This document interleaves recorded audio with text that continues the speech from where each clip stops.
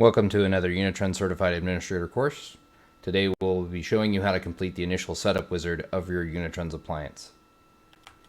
Once you have first connected your Unitrends appliance to the network and gone to the web UI, you will be brought to this screen where you'll be asked to accept the end user license agreement.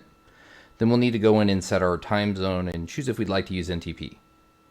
NTP typically should be used, and we automatically provide servers here.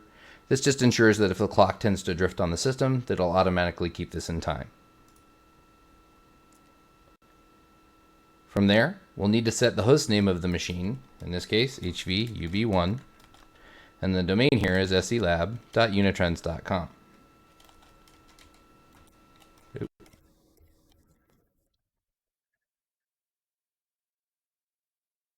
Because I use the exe installer, I'll need to specify both the OS and the web UI password here. If you would set the password at the console, you would not need to set the OS password, as this would have already been configured.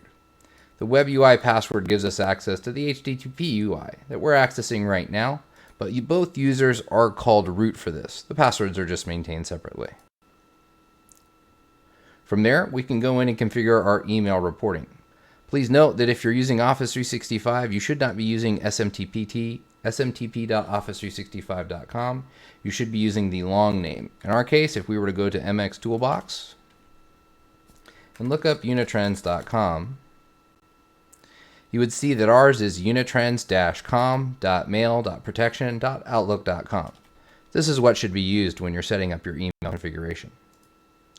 From there, we can add in the recipients.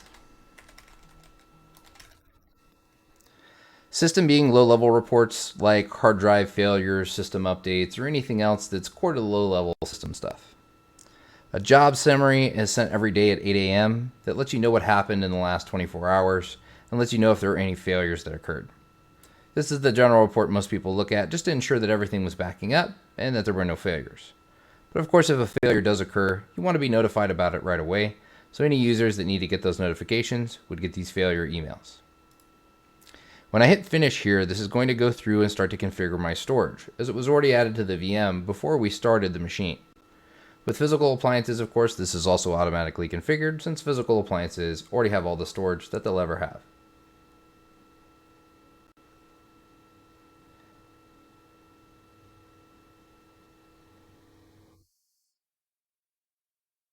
Please note that this can take some time, just depending on the storage speed that you have.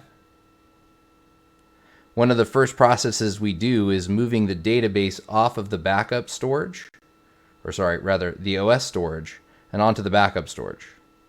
That way, if someone deployed the OS volume to a local volume, but deployed the backup storage to a NAS device, even if we were to lose that OS disk, we would be able to re-import the database and pull that information back into a new appliance, so that way recoveries could occur. Obviously, that would only happen if a customer had misconfigured this, as the storage should all be located in one location in most configurations. From here, you'll be dropped into the web UI where we can begin setting up the appliance. But this is covered in our next module. Please contact support if you have any further questions, and have a wonderful day.